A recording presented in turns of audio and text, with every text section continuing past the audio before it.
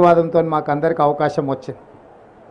ఈరోజు ఆ బాధ్యతతోటి దాదాపుగా 1,50,00,000 మంది భక్తులకు ఎలాంటి అసౌకర్యం కలగొద్దు, ఏర్పాట్లలో లోపం ఉండొద్దు అని చెప్పి మా ప్రభుత్వం 110 కోట్ల రూపాయల నిధులను కేటాయించి అహర్నిశలు ఎన్నికలు ముగిసిన వెంబడే జాతర ఏర్పాట్లను పర్యవేక్షించాల్సిన పరిస్థితిలో పొంగులేటి శ్రీనివాసరెడ్డి గారిని, కొండా సురేఖ గారిని, సీతక్క గారిని, పొన్నం ప్రభాకర్ గారిని వీళ్ళందరినీ కూడా సమన్వయం చేసి మంత్రులతో ఒక బృందాన్ని ఏర్పాటు చేసి పేద ప్రజలందరికీ కూడా రవాణా ఇబ్బందులు ఉండొద్దు అని, ముఖ్యంగా ఆడబిడ్డలకు ఆర్టీసీ బస్సులో ఉచిత ప్రయాణాన్ని మా ప్రభుత్వం తీసుకున్న మొట్టమొదటి తొలి నిర్ణయం.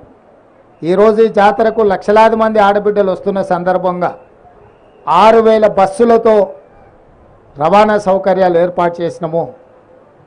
అన్ని డిపోలలో ఉన్న బస్సులను ఇక్కడికి పంపాలని ఆదేశాలు ఇవ్వడం జరిగింది. అదనంగా 100 కొత్త బస్సులను కొని ఈ జాతర ఏర్పాట్లలో వాటిని వినియోగించడం జరిగింది.